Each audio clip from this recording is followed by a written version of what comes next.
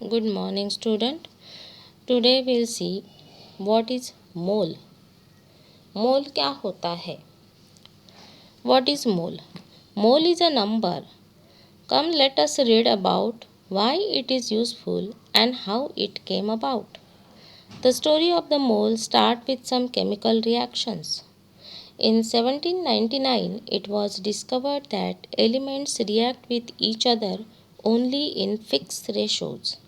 At first, this fixed ratio was recognized as ratio of weights. मोल क्या है? मोल एक number है और ये मोल का कंसेप्ट कैसे ओरिजिनेट हुआ? तो इसके पीछे जो स्टोरी है वो है केमिकल रिएक्शंस की।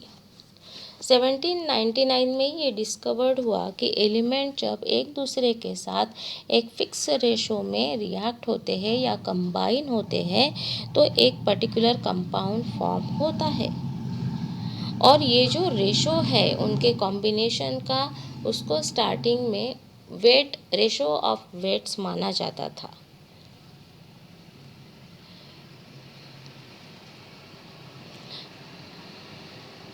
Then the scientist Gay-Lussac studied the chemical reactions of different gases.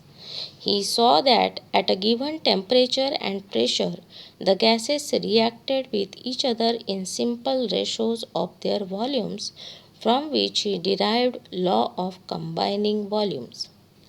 उसके बाद एक साइंटिस्ट आए जिनका नाम था गे ल्यूसेक।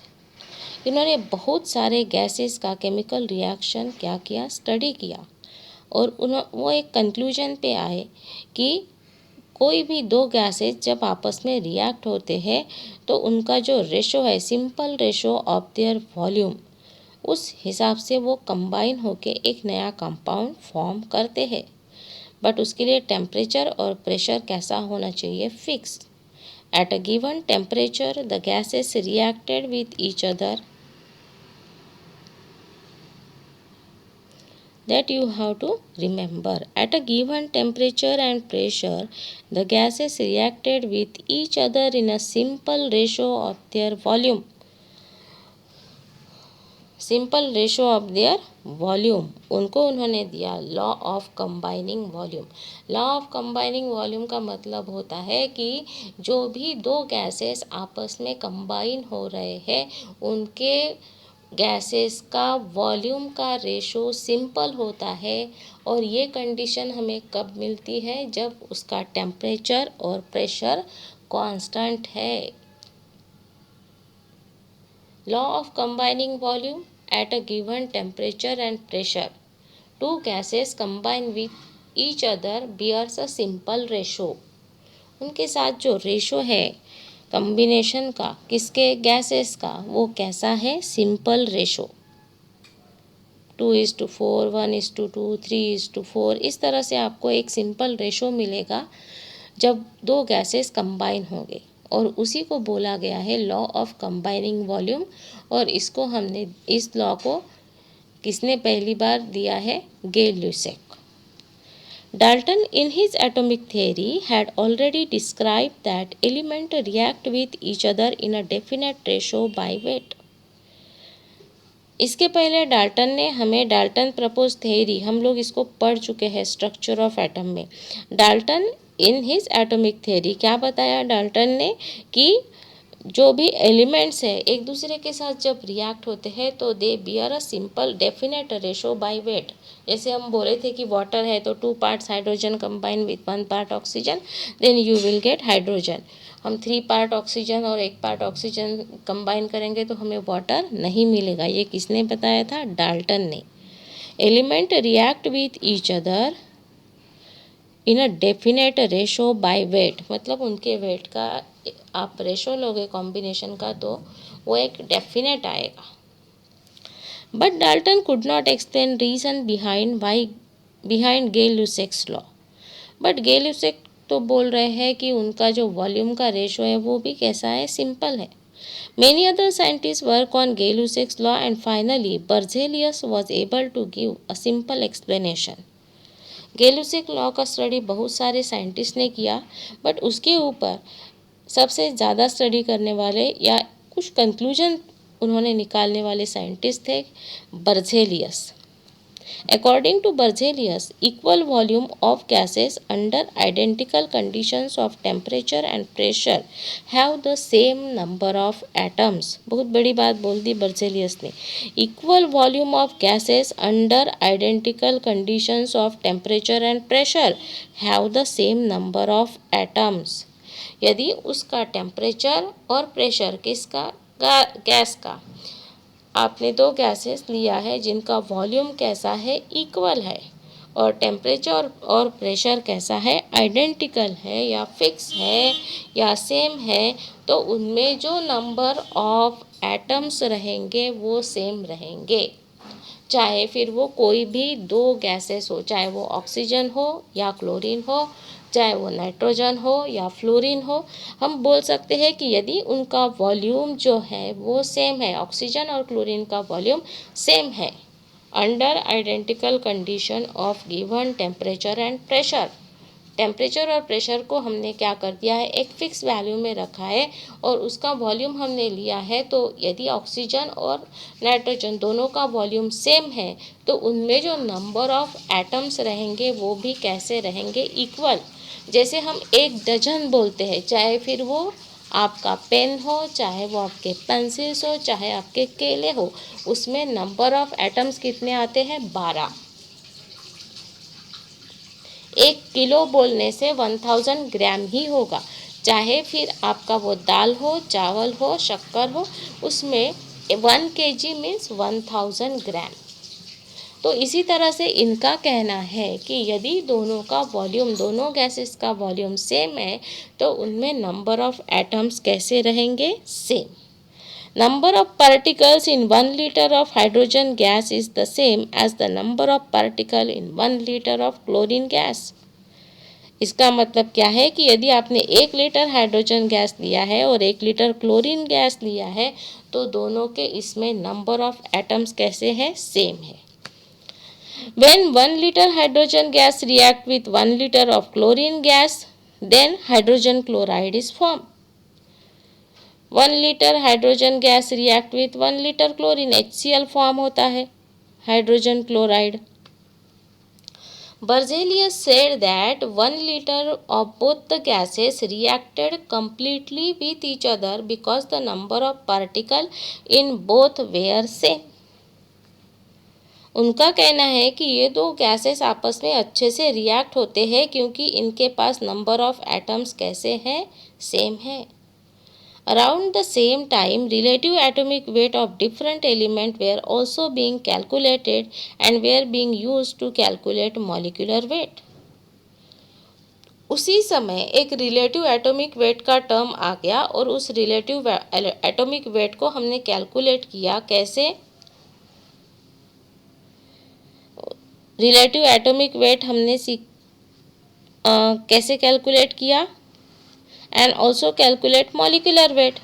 तो एटम के वेट को हमने जोड़ के क्या फॉर्म किया, निकाला था मॉलिक्यूलर वेट। आपने बहुत सारे कंपाउंड का मॉलिक्यूलर वेट पहले ही निकाल लिया होगा। This made it possible to calculate density and weight of gases. Once you know the molecular weight, relative atomic weight, then you can easily calculate density and weights of gases. When the weights of atoms or molecules of gases were taken at a fixed temperature and pressure, it was found they all had the same volume. अब Berzelius ने क्या बताया हमें कि fix temperature और pressure पे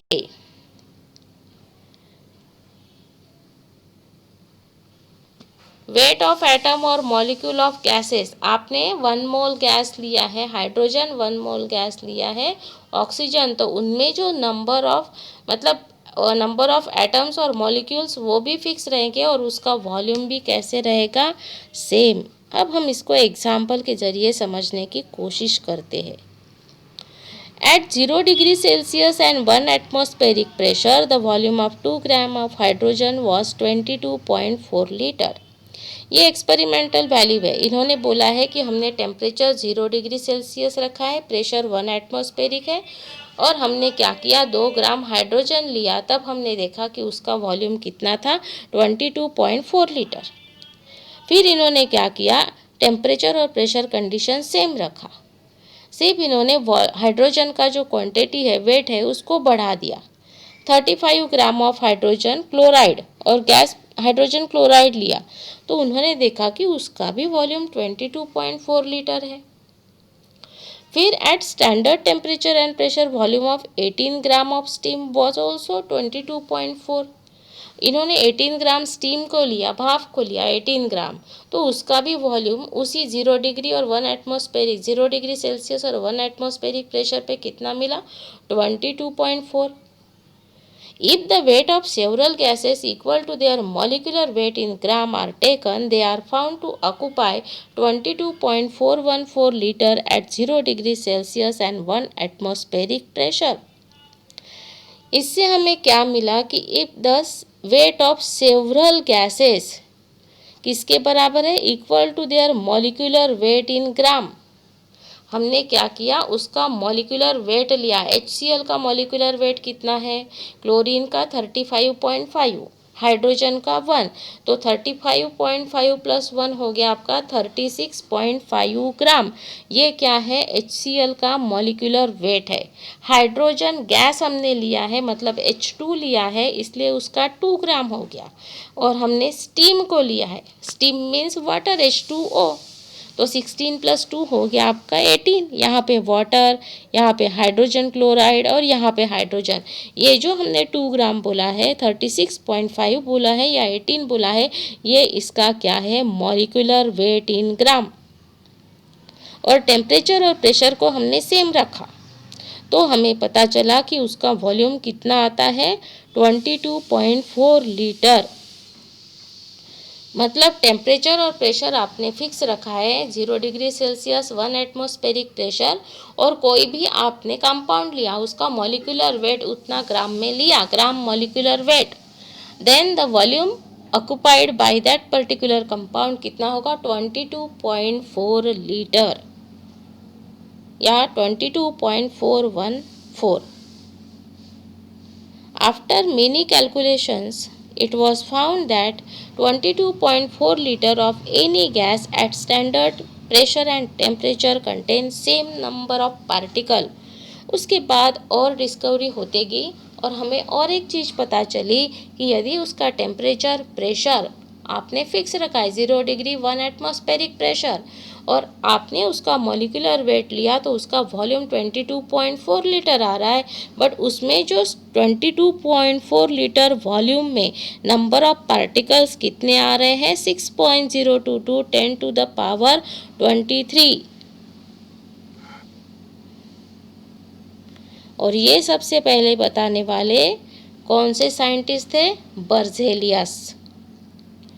और उन्होंने बताया कि ये 6.022 10 टू द पावर 23 ये क्या है, अवोगाद्रोज नंबर, और इसको हम N0 से रिप्रेजेंट करते हैं।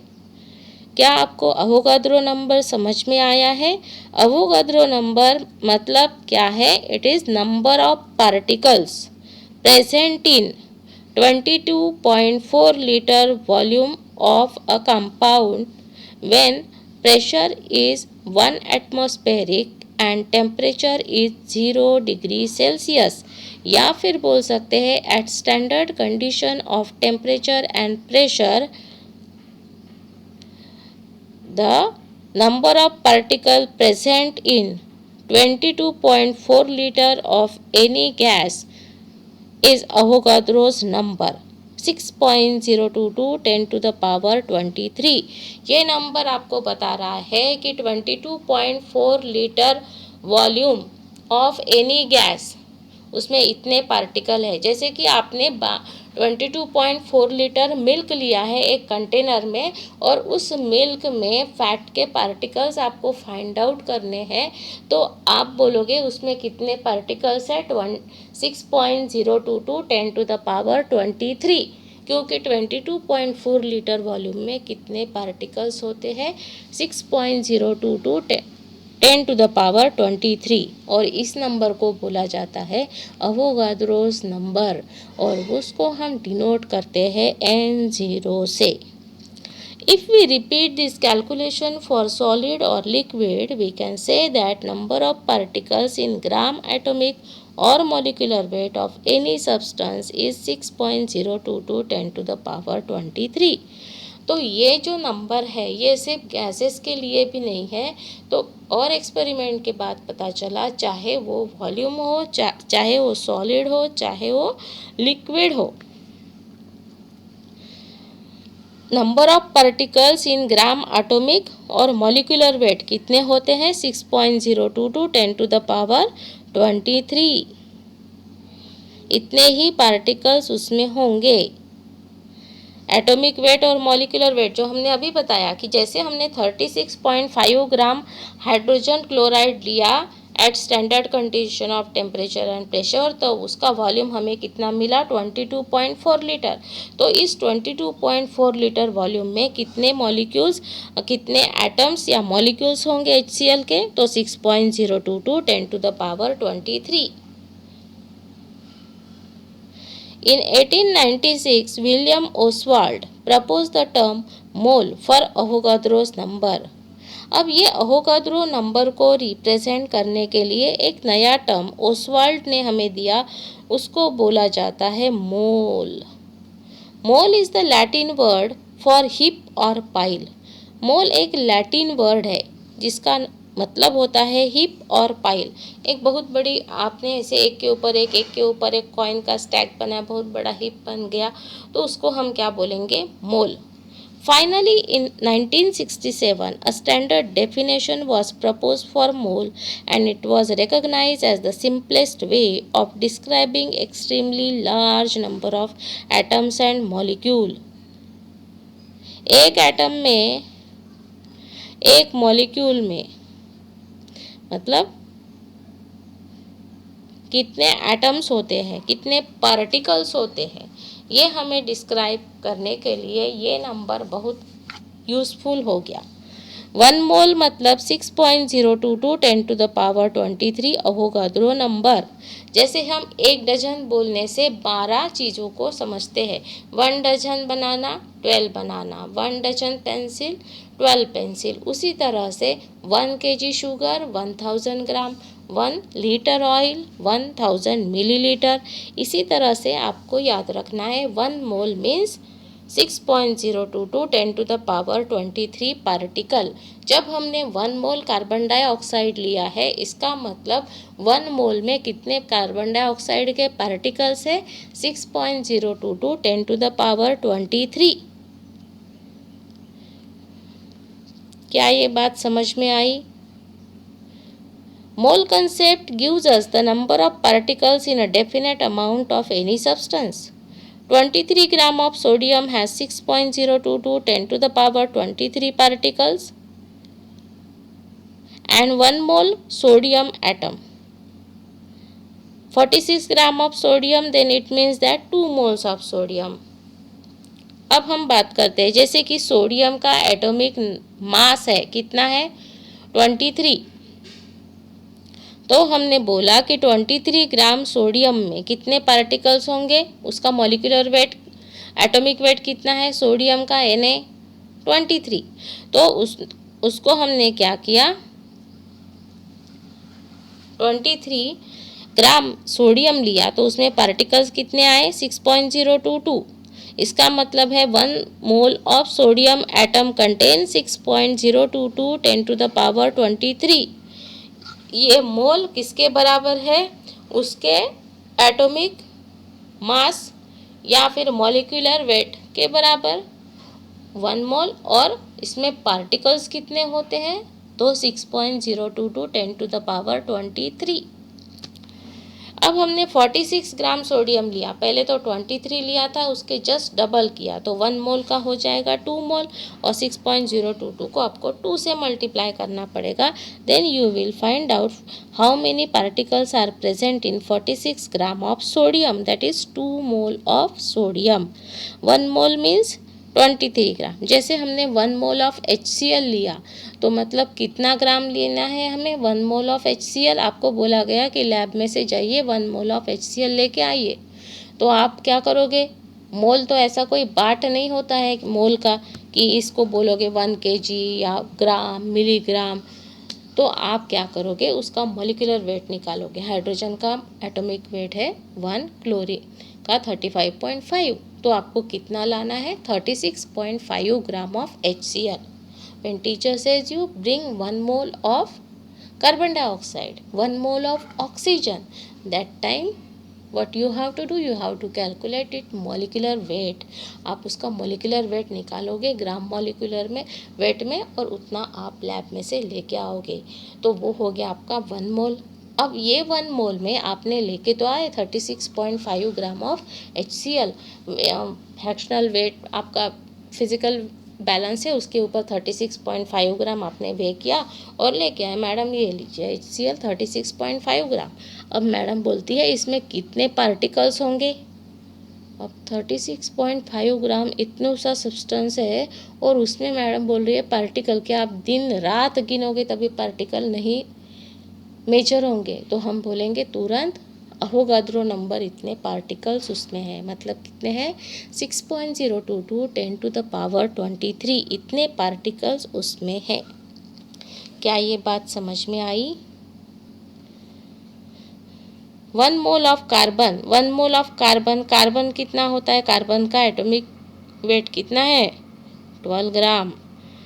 कितने उसमें 1 मोल में होंगे? 6.022। 1 मोल ऑफ हाइड्रोजन, हाइड्रोजन कितना है? 1 gram. Then 1 mole of any particle, relative weight of particle in gram 6.022। 1 mole का मतलब होता है 6.022 10⁻23 पार्टिकल्स। और 1 मोल कार्बन एटम बोलने से आप उसका क्या लोगे? एटॉमिक वेट 12 ग्राम। हाइड्रोजन का कितना होता है? 1। और relative weight of the particle निकालना पड़ेगा, मॉलिक्यूलर वेट आपको निकालना पड़ेगा। I think the concept of mole is clear to you. Mole क्या होता है? मोल एक नंबर है। जैसे हम बोलते हैं 1 डजन में 12 चीज़ें आती हैं, 1 लीटर में 1000 मिलीलीटर आता है, वैसे ही 1 मोल का मतलब होता है 6.022 10⁻23 particles.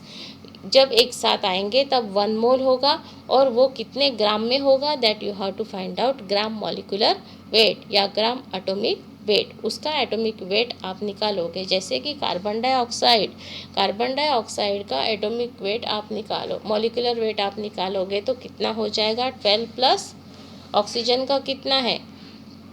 16 plus 16 CO2, 32 plus 12 44।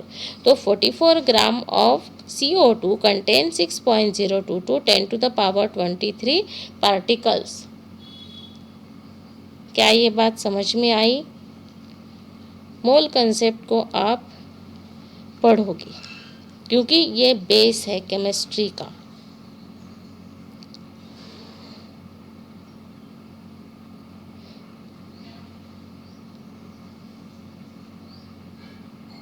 Representing weight of substance in mole. अब वेट ऑफ सब्सटेंस को हम मोल में कैसे रिप्रेजेंट करेंगे? एलिमेंट हैव एटॉमिक वेट और ग्राम atomic wait, molecule have molecular weight और ग्राम मॉलिक्यूलर वेट। एटम को रहता है एटॉमिक वेट या ग्राम एटॉमिक वेट, मॉलिक्यूल है तो उसका हम मॉलिक्यूलर वेट या ग्राम मॉलिक्यूलर वेट निकालते हैं। तो उसके बेसिस पे हम नंबर ऑफ मोल कैलकुलेट कर सकते हैं। कैसे कैलकुलेट करेंगे? चलिए, नंबर ऑफ मोल्स आपको एक फॉर्मूला दिया गया है। Number of moles is equal to mass given upon gram atomic weight. आपको मास दिया रहेगा और उसका ग्राम एटॉमिक वेट आपको निकालना है। Number of moles is equal to given mass upon gram molecular weight. Atom है तो एटॉमिक वेट आएगा, और मॉलिक्यूल के लिए क्या आएगा? Molecular wait.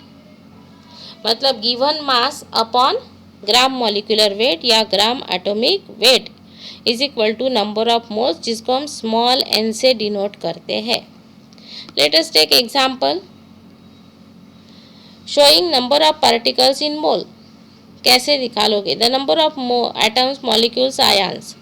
फिर चाहे एटम हो, मॉलिक्यूल हो या आयन है, number of particles, number of moles is equal to number of particle upon Avogadro number.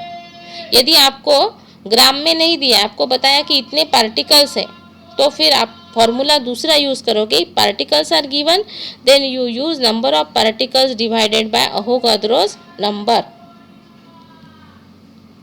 एक एग्जाम्पल हम समझने की कोशिश करते हैं। 92 ग्राम सोडियम, आपको इसका फाइंड आउट करना है, find number of moles of 92 gram of sodium. Now here the gram is given, आपको ग्राम दिया है, मतलब आप पहला वाला फॉर्मूला यूज करोगे, क्या है, given mass upon atomic mass या ग्राम एटॉमिक वेट। तो ग्राम एटॉमिक वेट आपको पता होना चाहिए या फिर कभी दिया हुआ रहता है न्यूमेरिकल में। तो हमें पता है सोडियम का ग्राम एटॉमिक वेट कितना है, 23, गिवन मास 92, तो 92 अपॉन 23 ये आपका आ गया 4 मोल्स, मतलब 92 ग्राम of sodium contain 4 moles of sodium. अब आपको दूसरा दिया है 36 ग्राम वाटर। वाटर का आप क्या निकालोगे, मॉलिक्यूलर वेट। मॉलिक्यूलर वेट निकालने के लिए सबसे पहला है कि आपको उसका मॉलिक्यूलर फार्मूला पता होना चाहिए। वाटर का मॉलिक्यूलर फार्मूला है H2O, 2 हाइड्रोजन है तो 1 atomic weight of hydrogen is 1 into 2 plus oxygen का है 16 प्लस 2 हो गया ये आपका 18। तो ग्राम मॉलिक्यूलर वेट ऑक्सीजन का कितना हुआ, 18, और गिवन मास कितना है, 36। तो 36 डिवाइडेड बाय 18 मीन्स 2 मोल्स। इसका मतलब है कि 36 gram of water contain 2 moles of water. क्या ये बात समझ में आई? Now find the number of moles, आपको नंबर ऑफ मोल्स निकालने हैं। दिया क्या है आपको, ऑक्सीजन एटम। अब आपको ये नंबर ऑफ पार्टिकल्स दिए हुए 10 टू द पावर 23, ऐसा वाला जब आता है ना, तब आप समझ लेना ये नंबर ऑफ पार्टिकल्स है, मतलब आप दूसरा फॉर्मूला यूज करोगे, n अपॉन n0 अवोगाद्रोस नंबर। तो इसको आप 18.06 इसको डिवाइड करोगे 6.022 से। फॉर्मूला क्या है, n upon n0। What is n here, n है आपका number of particles, given number of particle divided by Avogadro number. Now you substitute the value 18.066 upon into 10 to the power 23, 6. ये दोनों cancel हो जाएंगे आपके 23, इसका मतलब आंसर आया 3 मोल। मतलब 18.066 into 10 to the power 23 particles of oxygen means 3 moles of oxygen. इस तरह से आप ये सारे न्यूमेरिकल्स को एक एक करके क्या करोगे, अब पढ़ोगे एंड 2 एग्जाम्पल्स को अपनी कॉपी में लिखोगे। क्लियर? Thank you.